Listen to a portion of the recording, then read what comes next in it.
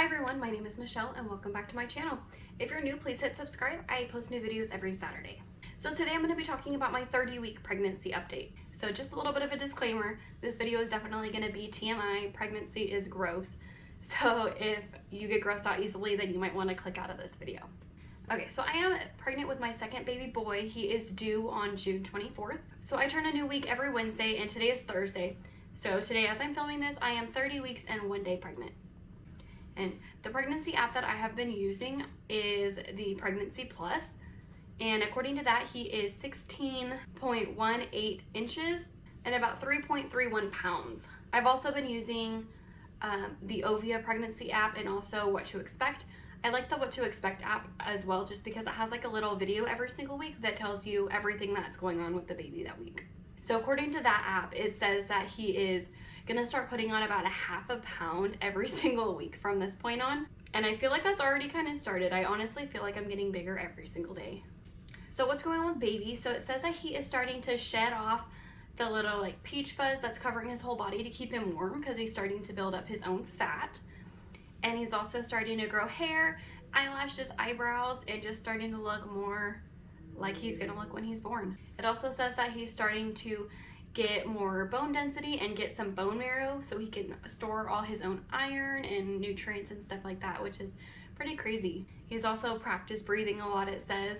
So that's really reassuring that if he is to come early at this point, he's pretty well developed. So as for cravings, I honestly don't think I've been craving really anything lately. I still do like spicy foods and like jalapeno poppers, but I wouldn't say I'm craving them as much as I used to. As for food aversions, the only thing I still can't eat is chicken. Everything else I am totally fine with. So as for symptoms, I've been experiencing heartburn pretty much my entire pregnancy. I would definitely say these past 2 weeks since my last pregnancy update, my heartburn has gotten so much worse. I literally have it almost all day long. I've been taking the Gaviscon like crazy. I actually ran out and I tried to order some more on Amazon, but it says it's no longer available. And so I'm pretty much just like trying to figure out what else I can do because I can't, everything's sold out. I can't get anything. But the heartburn's been pretty miserable. Also still experiencing the vaginal discharge. Literally since before I found out I was pregnant, I've been having a ton and it never stopped. Like it literally never stopped. Another thing that's been going on since I was about 14 weeks that I never shared on here before because it's a little bit personal and I felt embarrassed to talk about it because I literally haven't heard anyone talk about this symptom. So I don't know if it's just me that experiences this. It happened in my first pregnancy as well, so I definitely know it's pregnancy related for me. But that's like vaginal swelling. Like it is so swollen down there. I look like I have balls. It's pretty gross. It doesn't look the same at all. It doesn't feel the same. Like it, when I'm walking, like I feel so much pressure down there and I can just feel how swollen it is and it feels like a giant like pimple that's gonna pop. Like it's so swollen and this is so gross, I'm sorry. But I looked it up, I couldn't find anything on why this happens. Everything I could find was like, oh, maybe I have a cyst. And so I was starting to get kind of nervous that I had a cyst because it would just get so swollen. Like you can see like swollen lumps. You can feel like swollen lumps, like it looks like balls. And this is something I never heard anyone talk about, so I felt like I was the only person experiencing this. So I did talk to my doctor about it because I was pretty concerned, and she says that it's normal, it's just extra blood flow. So now you know that that has been going on. That happened with Liam's pregnancy when I got to about 30 weeks. But with this pregnancy, it started a lot earlier. It started swelling about 14 weeks, but it's definitely getting worse. So if that's happening to you, just know you are not alone, like I felt like I was. So some newer symptoms that I've been feeling. Lately, I have been getting a lot more emotional. Like I'm normally a pretty emotional person. I cry at the drop of a hat for anything. But there's been a couple of times where I'll read something on Facebook or I'll just like think about something and I'll just start bawling my eyes out.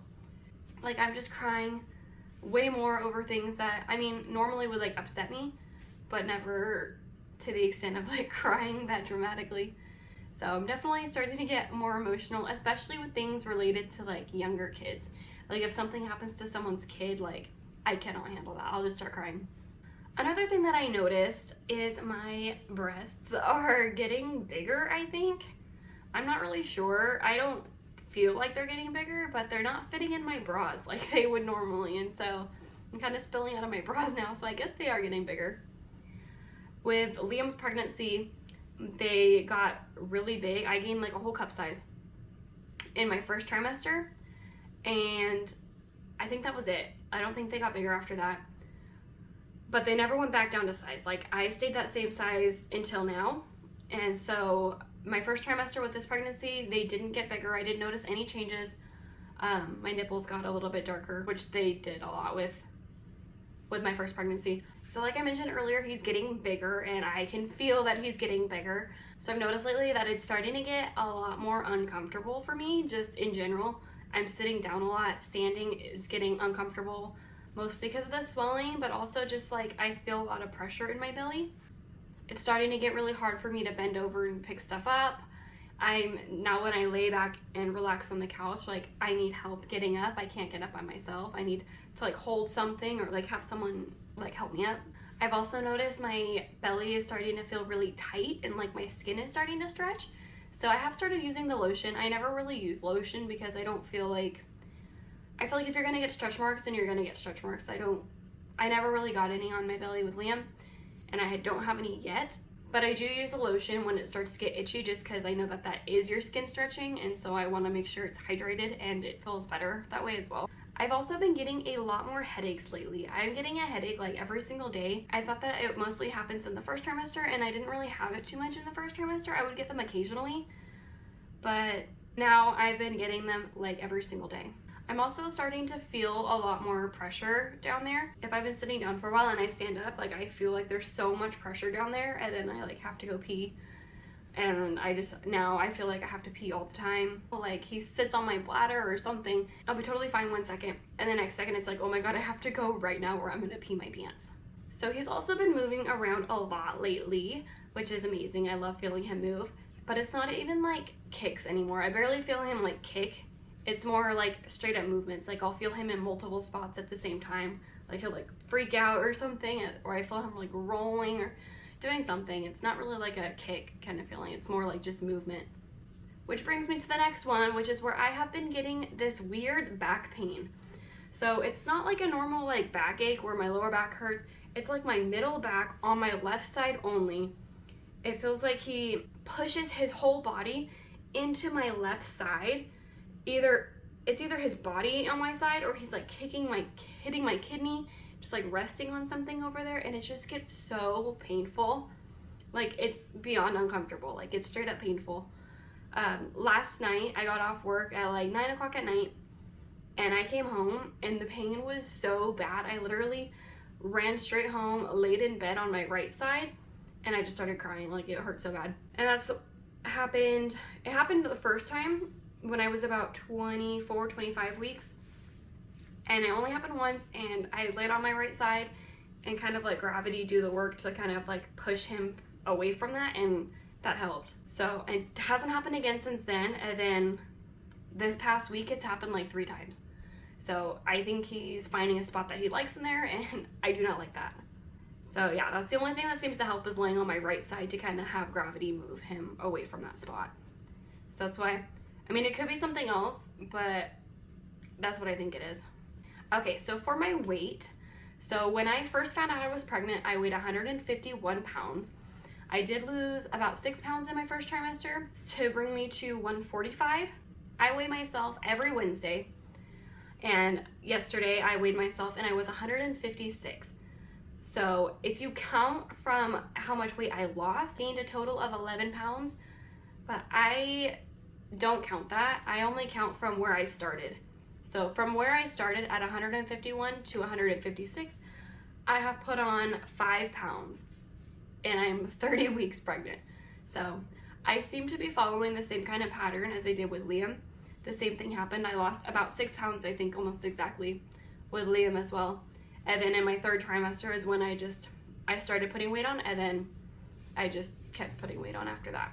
So I did have my OB appointment on Monday. I saw a different OB like I mentioned. It was the one that actually helped me get pregnant, the one that gave me the Clomid and everything. So I signed the paperwork for my consent to have a VBAC, and it basically was just saying like, I understand if my uterus ruptures, it could be life-threatening to me and the baby. I understand that I have a 1% chance of it rupturing. And it also was saying like, I understand having a repeat C-section can cause more complications.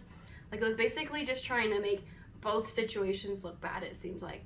Like, if you have a VBAC, all these bad things can happen and it's super dangerous. But if you have a repeat C-section, all these bad things can happen and it's super dangerous. Like, all of it was just like negative things. So anyways, I signed that paperwork consenting to do that. So as of right now, if everything goes good and with the hospitals and everything, I should be okay to go. I didn't really ask him any more questions regarding like the baby or like the hospital situations right now, just because I do have about 10 more weeks before he's due, and I just feel more comfortable talking to my normal midwife OB about that stuff. So on my 32-week appointment, I'm gonna go back to see her, and I'm gonna ask her if she can start like monitoring his position, because I don't want it to get too late and find out that he's still head up. At my 20-week ultrasound, he was head down, so I'm hoping he's still like that, but there's so much room in there for him to move, and he's moving a lot. So I just want to make sure he's in the right position. I also need to ask her about what the hospital situation is looking like right now with the whole pandemic going on. I am terrified that my fiance is not going to be allowed in the room with me. As of right now, from what I've heard, he's still allowed to be there, but he's the only one. I can't have any other visitors, which I understand, and that's fine. He's the only one I would want there anyway. But this whole thing has really had me thinking about going back to my original plan of doing a home birth. The only reason we decided not to do the home birth was because it was expensive. There was nothing like unsafe about it that we decided that that's why we didn't want it. It's still something I very much want to do, but again, it's expensive. But with this whole thing going on, I'm honestly starting to rethink having the VBAC at the hospital and going back to doing the home birth. So right now my plan is still staying the same with going with the hospital, but I'm just updating you guys, letting you know that that is something that I am considering. All right, so now is time for me to show you that bump shot.